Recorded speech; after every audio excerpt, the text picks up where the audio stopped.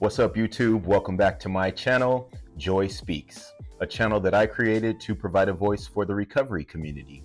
And when I say recovery community, I'm referring to people who are struggling with substance abuse, alcohol, mental health issues, and their loved ones. Because as we know, it's not just the addict or the alcoholic who suffers, but it also directly affects the community that surrounds them.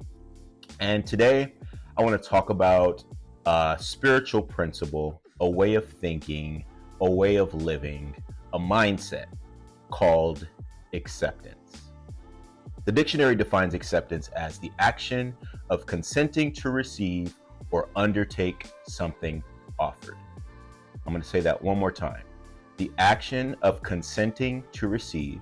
So I can interpret that to mean the action of giving permission to receive or undertake something offered. So that's the general definition.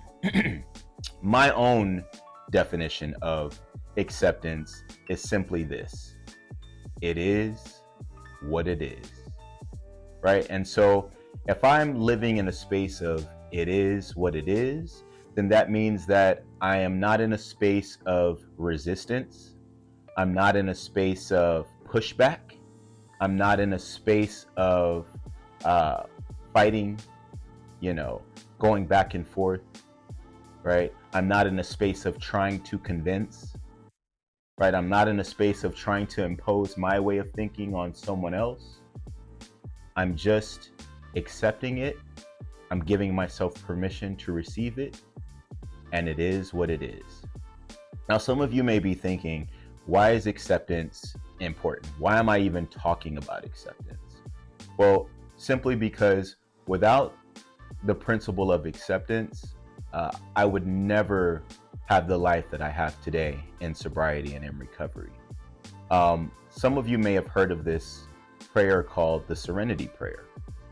And the Serenity Prayer goes like this: grant me the serenity to accept the things I cannot change, the courage to change the things that I can, and the wisdom to know the difference. Now, that very first line of the Serenity Prayer really resonates with me, because what it says is, grant me the serenity to accept. What that means to me is that there is a direct path or direct avenue between me and serenity. And that avenue is finding acceptance.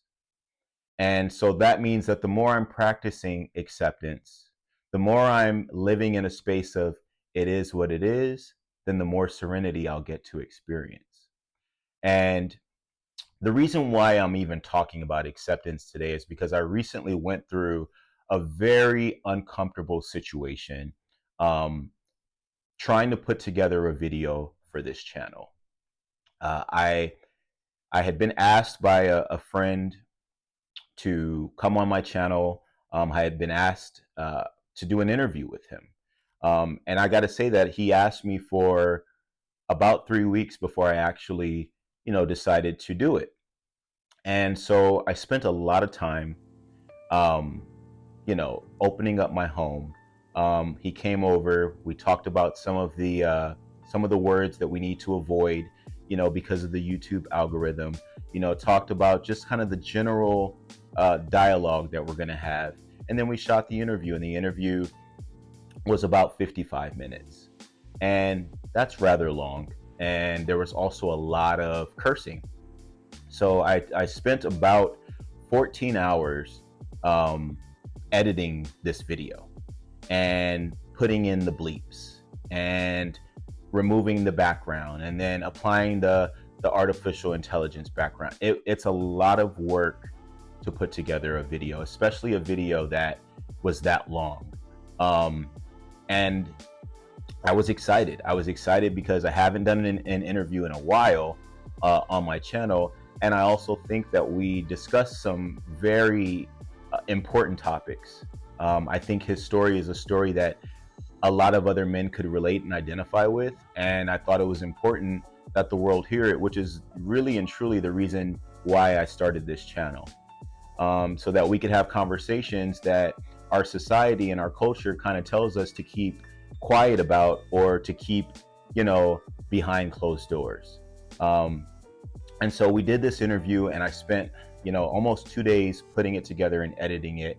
And then once I posted the interview, a close friend of his started to blow my phone up, making accusations that I was trying to take advantage and trying to exploit this man's story, um, which completely blew me away. Completely blew me away because, first off, I can't exploit anybody because I'm not making a dime from this channel.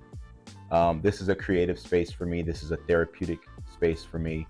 This is a space for us to have controversial conversations, absolutely. But by no means was I taking advantage or exploiting this man's story. That was never, ever my intention. And that never has been my intention with this channel. And so I was very offended and I was very hurt. I was very hurt because I thought that this person knew me a little bit better than that and knew where my heart was. And so I was torn.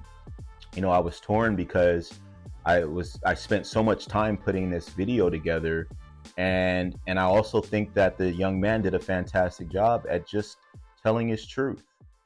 And so I had to reach out to someone who's very, very close to me, who I trust, who is like a mentor, and the person, suggested that I just, don't carry on with the drama and just take the video down.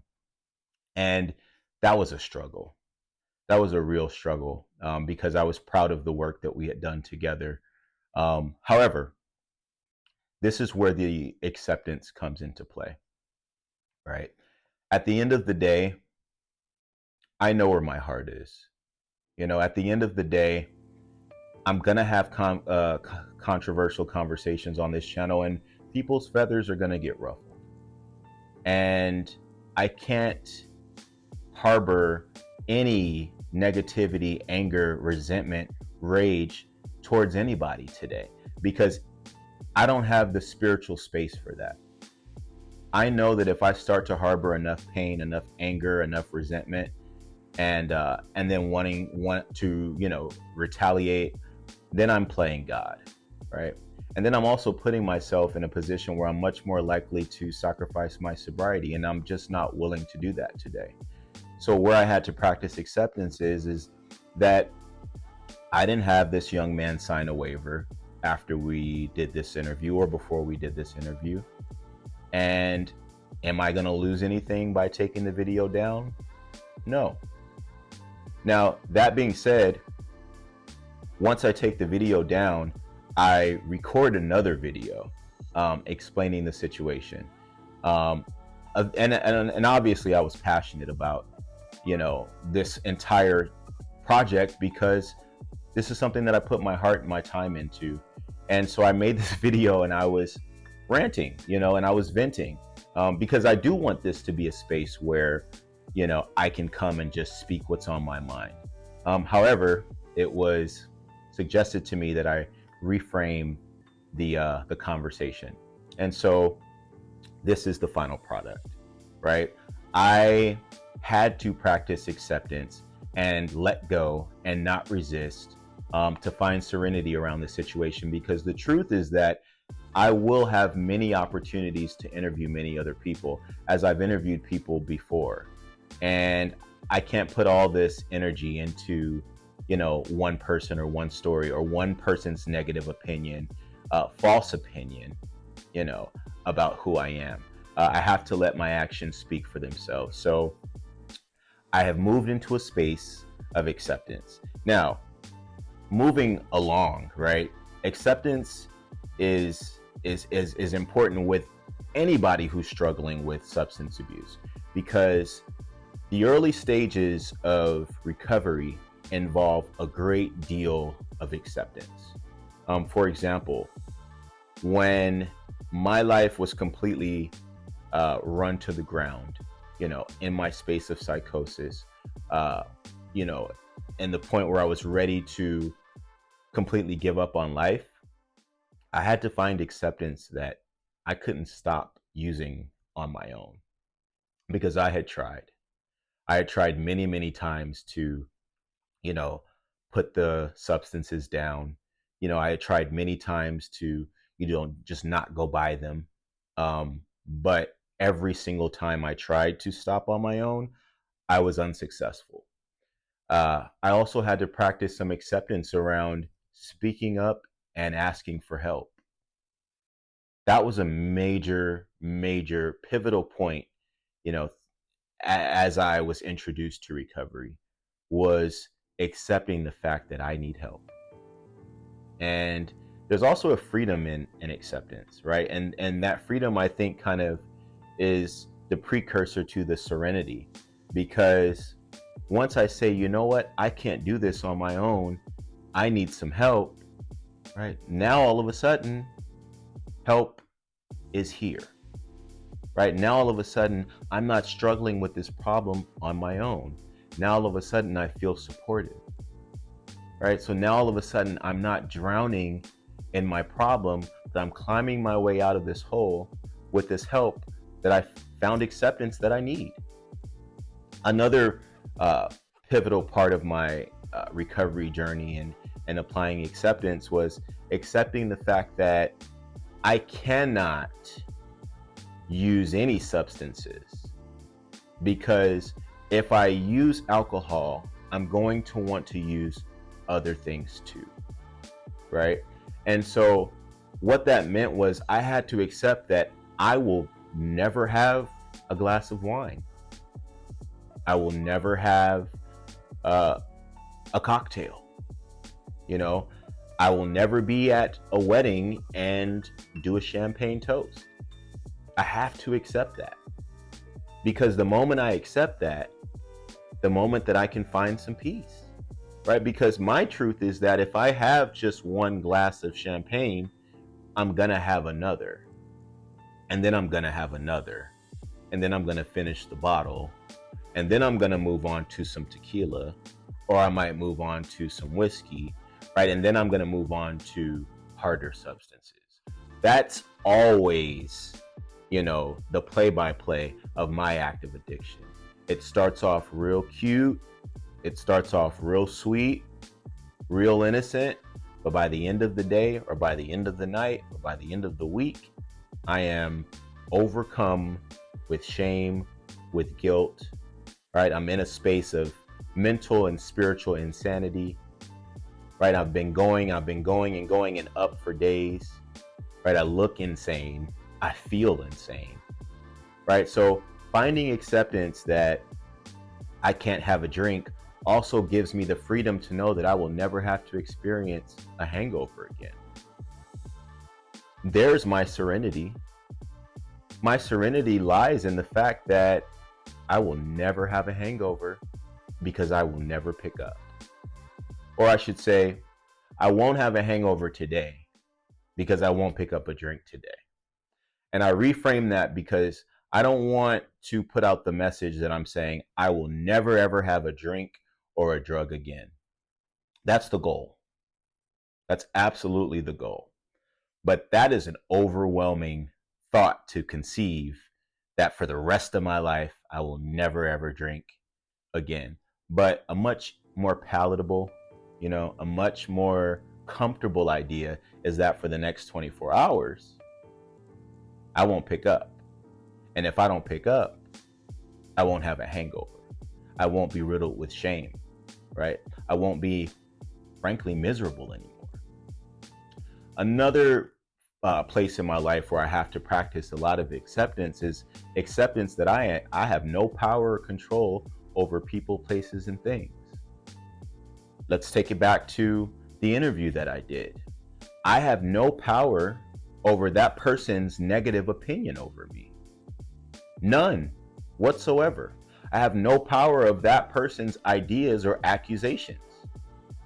So what do I have to do? I have to practice acceptance that I cannot change, right? Or I cannot control what other people think of me.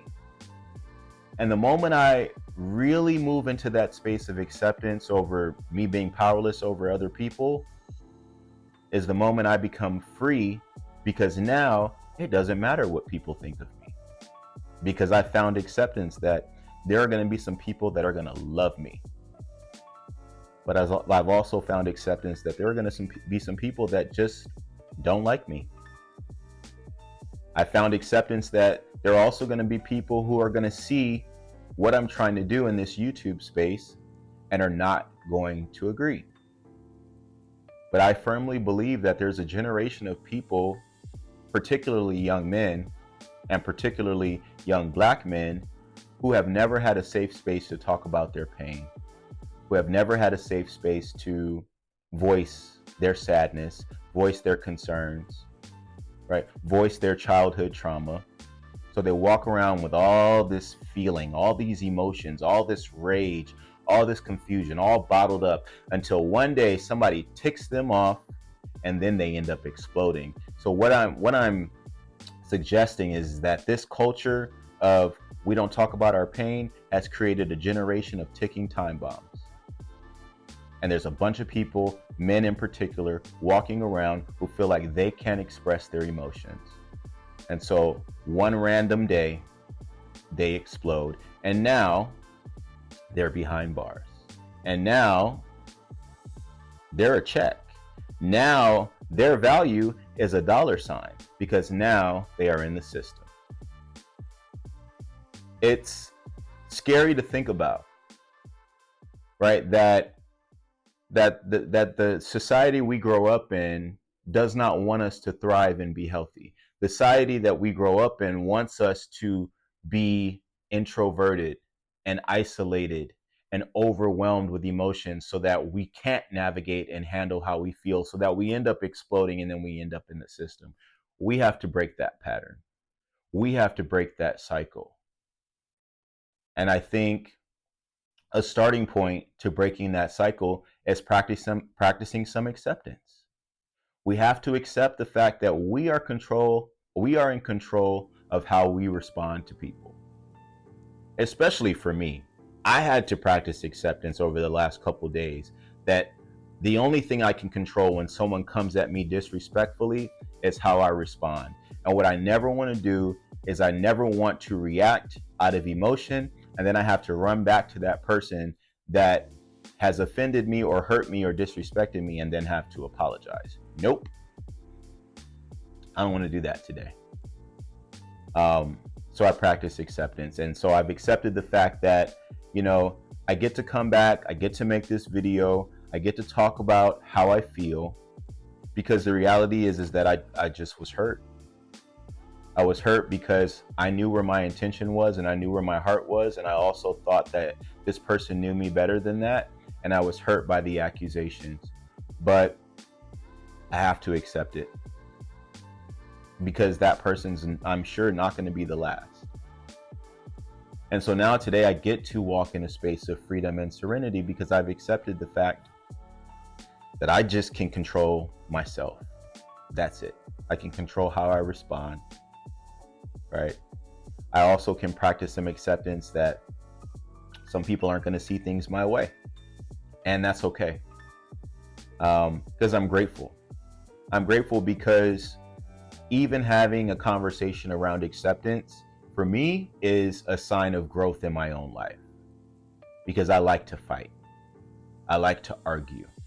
And I like to be right. And in this situation, I don't think it's about arguing over who's right or who's wrong, because I have all the clarity in the world that I didn't do anything wrong to anyone. So what's the point in me getting all upset? What's the point of me pointing fingers? What's the point of me even arguing? There is no point. I don't have to be a spectacle for anybody. But I hope that this idea of acceptance resonates with you, because it truly does lead to serenity. Like I said, I've accepted the fact that as someone who identifies with being an addict, alcoholic in recovery, that there are certain things that I just can't do. And to be honest with you, I'm okay with that, because although I have not picked up a drink or a drug in 3.5 years, I've had a beautiful ride in recovery. I've gained some friends, I've gained some family, I've gained so much clarity around my own life. And today I have the tools. Today I have the tools to get my feelings hurt, right? And not pick up a drink or a drug over it. And I'm grateful. I'm grateful for that. I hope that you guys have been following my journey, following this channel.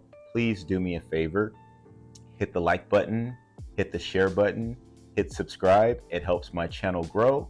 The more that you guys hit like and comment and share, the more engagement happens, and the faster my channel can reach others, because I really want to, I want the world to have access to this space where we talk about things. We talk about uncomfortable things. We talk about our trauma. We talk about our embarrassing moments. But most importantly, we talk about the tools on how to navigate life, because we're not all offered that as we grow up. And I think it's my responsibility, along with everyone else in my generation, to stop the cycle, to break that pattern. And it starts with us. So thank you guys. Thank you for listening. Hit like, hit share, hit subscribe, practice some acceptance, because acceptance is the road to serenity. Peace.